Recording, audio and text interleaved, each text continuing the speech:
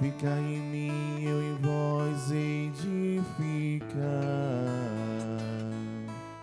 Diz o Senhor, quem permanece em mim, esse dá muito fruto. Aleluia, aleluia, aleluia, aleluia, aleluia, aleluia, aleluia, aleluia,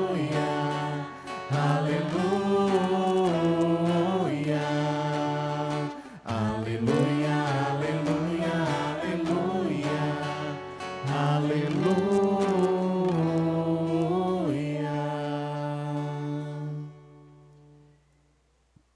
O Senhor esteja convosco. Ele está no meio de nós. Proclamação do Evangelho de Jesus Cristo, segundo João. Glória a vós, Senhor.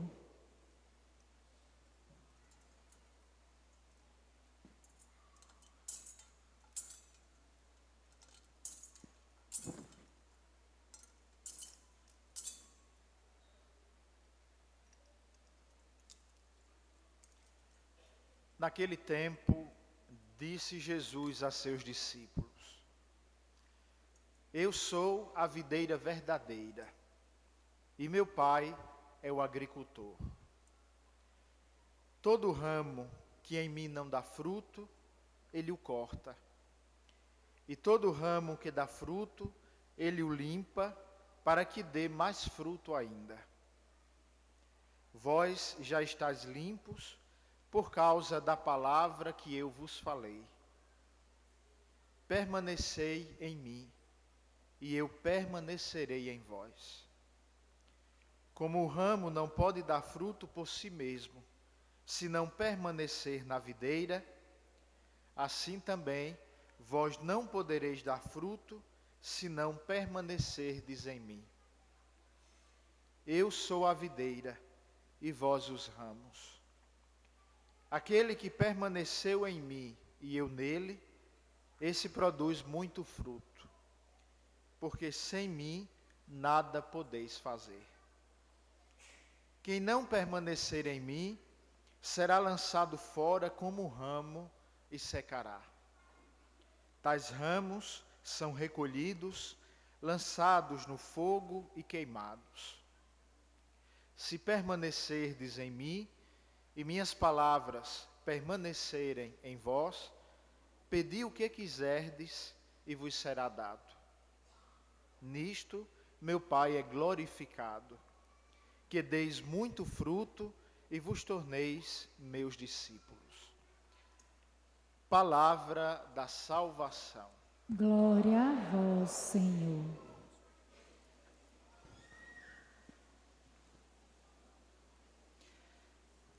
Queridos irmãos e irmãs, o tempo da Páscoa dura 50 dias. Tem início com o domingo de Páscoa mesmo, em que nós celebramos com a surpresa e a alegria do susto de ver o túmulo vazio, a ressurreição de Cristo.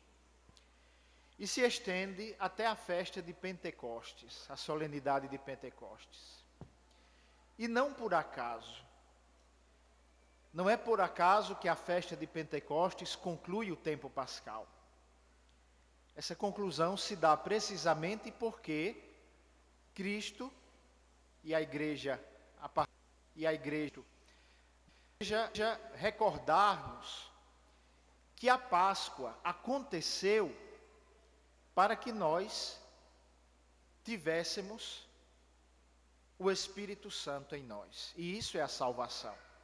Jesus ressuscitou para que, na sua humanidade glorificada, e por isso plena do Espírito Santo, nós que participamos da sua humanidade pudéssemos também receber o seu Espírito. Meu professor de teologia dizia que a ressurreição de Cristo, ou melhor, a humanidade ressuscitada de Cristo, era como que uma alavanca pela qual Deus lançava sobre nós o seu Espírito.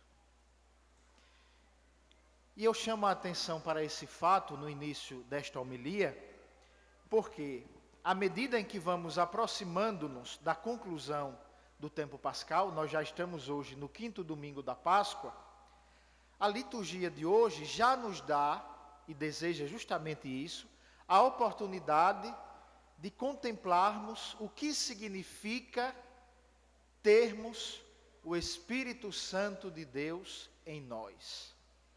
O que significa sermos preenchidos deste Espírito Santo de Deus em nós. E qual é o fruto, qual é a consequência desta presença e desta ação do Espírito Santo em nós. Eu sou a videira verdadeira, disse Jesus no evangelho que nós acabamos de ouvir, no capítulo 15 de João. Eu sou a videira verdadeira. Em primeiro lugar, Jesus quer aqui fazer uma menção à ideia da vinha em si mesma. No Antigo Testamento, o povo de Deus congregado, o povo de Deus reunido ao redor da lei, ao redor do culto no templo, era chamado de a vinha do Senhor. O seu povo era a sua vinha. E Deus cuidava da sua vinha, Deus zelava a sua vinha, para que essa vinha produzisse muito fruto. Produzisse muito fruto.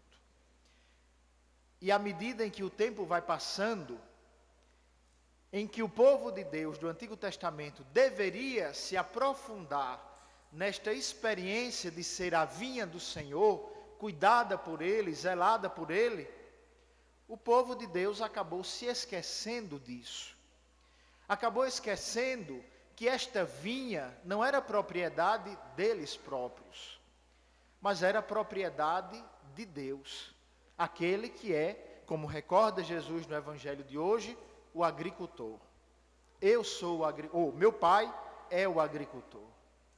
E o povo esqueceu disso. E começou então a fazer daquela experiência, que devia ser uma experiência de relação com Deus, cada vez mais aprofundada, cada vez mais íntima, cada vez mais profunda, eles começam então a viver uma religião superficial, totalmente superficial, que ficava somente nos limites da prática religiosa. Deixaram de buscar se aprofundar na relação com Deus e acabaram absolutizando a lei, acabaram absolutizando o culto, e tudo isso então deixou de ser algo que apontava diretamente para a relação com Deus, tornando-se tão somente uma expressão da sua própria vaidade. O povo que, porque obedecia à lei, porque praticava o culto, se considerava, portanto, um povo superior a todos os outros. E acabam, por isso, quebrando a sua aliança com Deus, rompendo a sua aliança com Deus. Aliança que permanece fiel apenas da parte de Deus. E por isso, o Pai, que não desistiu da sua vinha, envia o seu Filho Jesus como a videira verdadeira. A videira verdadeira. E com esse evangelho, com essas palavras que nós ouvimos no evangelho de hoje, Jesus quer que nós entendamos. Não é pela prática do culto que nós permanecemos em Deus. Não é somente pela prática do culto, se esse culto está desligado de uma relação de intimidade e amizade com Deus. Não é a observância da lei que nos garante essa ligação e essa permanência com Jesus. Não é simplesmente a incorruptibilidade moral. Não é simplesmente a pureza exterior ou do culto que faz com que nós permaneçamos em Deus. O que é então, e é isso que Jesus deseja fazer com que os seus discípulos entendam, porque o povo de Deus do Antigo Testamento, Israel, tinha esquecido. Jesus deseja fazer-nos entender que o culto, que é bom, que foi querido por Deus e é necessário, que a prática da lei, que é necessária, que é válida, só encontram sentido quando nos permitem, assim como os ramos de uma videira ou de qualquer outra planta. Mas Jesus usa a imagem da videira, recordo, justamente por causa desse significado primeiro.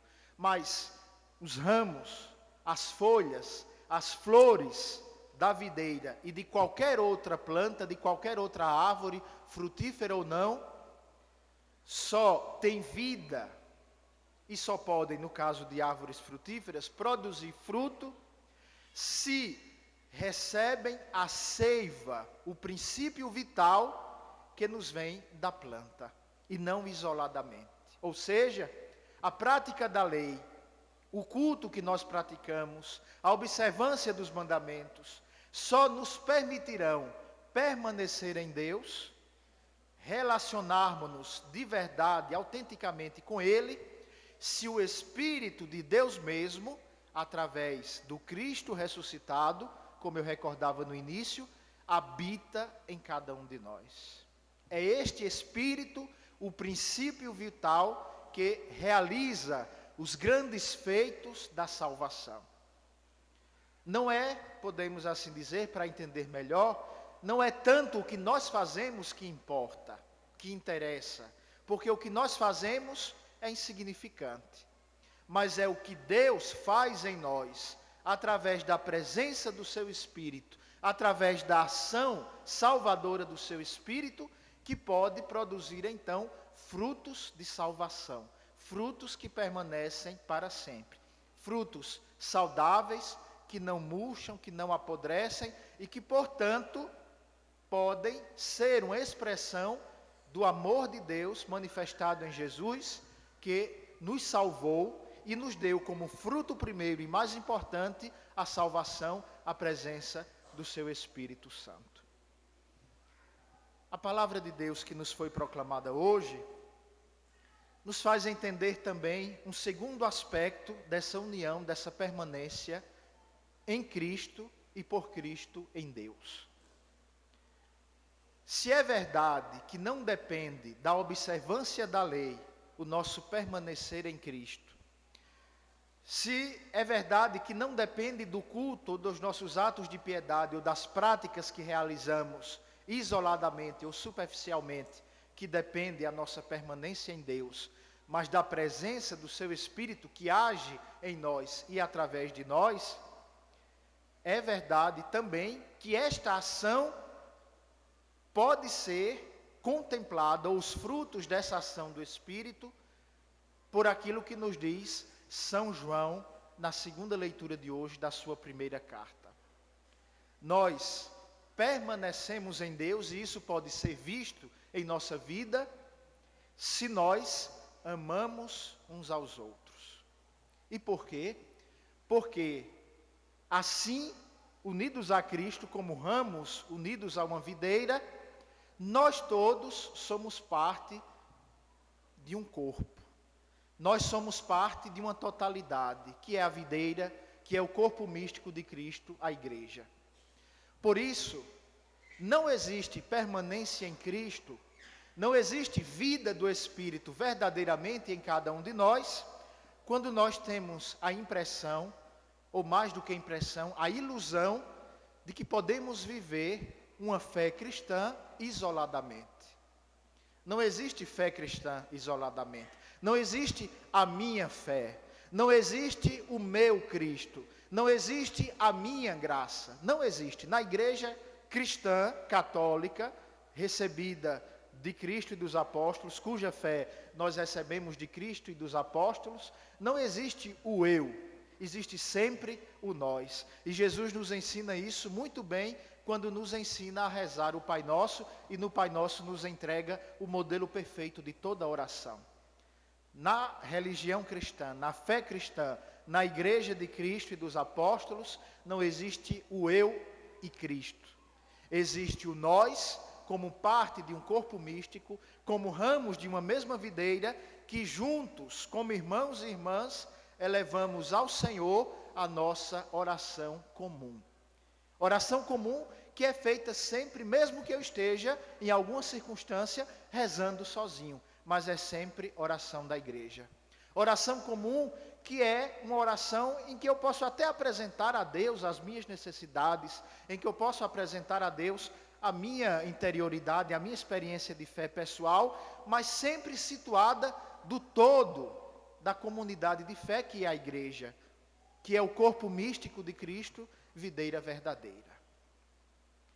Nesse contexto da festa de São José, não há outro exemplo que salte aos nossos olhos, ou pelo menos outro elemento neste exemplo concreto da vida de São José, senão precisamente esse que a palavra de Deus hoje nos apresenta. Em primeiro lugar, José, mesmo quando o seu povo, mesmo quando Israel enveredava por um caminho de uma prática superficial da religião, São José permanece fiel ao seu Deus.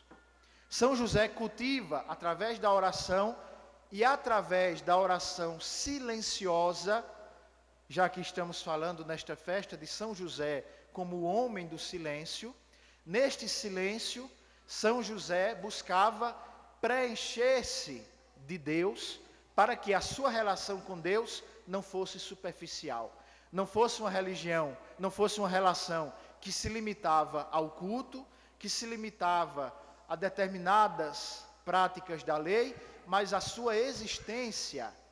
São José fez da sua vida um ato de louvor a Deus, porque permitiu que fosse o Espírito a conduzi-lo, fosse o Espírito a iluminar a sua vida e fazer com que a sua prática de fé e religião fosse de fato um meio, fosse de fato religião, ou seja, meio de relação, de estar ligado, unido a Deus. São José buscou no silêncio ouvir a voz de Deus. São José buscou preencher-se daquilo que Deus pedia a ele, para que sua vida só encontrasse sentido, e de fato assim o foi, naquilo que Deus fazia nele. E por isso ele foi escolhido. Deus não teria escolhido alguém cheio de si, porque alguém cheio de si não seria capaz de dar espaço para Deus agir nele. São Paulo nos diz justamente isso, quando afirma que Deus escolhe aquilo que é fraco, Deus escolhe aquilo que é insignificante, Deus escolhe aquilo que diante dos olhos humanos não tem valor, e tudo isso falando então numa perspectiva humana, para que nessa fraqueza, nessa insignificância, nesta falta de valor, Deus possa revelar a sua força e o seu poder. E isso só é possível de acontecer na vida e no coração daquelas pessoas que, como São José, buscam esvaziar-se de si para serem preenchidas por esta presença da seiva vital, da videira verdadeira, o Espírito Santo, que nos é dado na Páscoa, que nos é dado em Pentecostes. Por isso, irmãos e irmãs, neste quinto domingo da Páscoa, o domingo da videira, se assim podemos chamá-lo, peçamos ao Senhor duas graças, particularmente, dentre todas as outras que queremos pedir. Em primeiro lugar, que nos faça reconhecer que nós somos parte da vinha de Deus, a nova vinha de Deus que é a igreja. E que nesta nova vinha de Deus, que é a igreja, da qual Deus mesmo é o agricultor, da qual Deus mesmo é aquele que aduba, que cuida, que rega, nós precisamos, portanto, e esta é a segunda graça, estar unidos à videira verdadeira que é Cristo Jesus. Não como um detalhe, não como um elemento opcional, mas reconhecendo que só por meio dele, da nossa estreita união com ele, através dos sacramentos, através, de um modo especial, da Eucaristia, através da nossa oração cotidiana, através da nossa busca constante de meditação da sua palavra, através do nosso testemunho de serviço e amor aos nossos irmãos e irmãs, possamos então ser inundados pela sua seiva vital, pelo seu Espírito, que nos dá a vida, e não simplesmente uma vida biológica, não simplesmente um ânimo físico e dinâmico, mas que traz a nós a vida verdadeira, aquela que não acaba, aquela que não passa, e que um dia, e isso é o céu, isto é a salvação, não nos dará outra coisa senão sermos atraídos de forma radical, plena e total à vida de Deus, que já está em nós desde o batismo, por esta presença do seu Espírito. Que assim seja.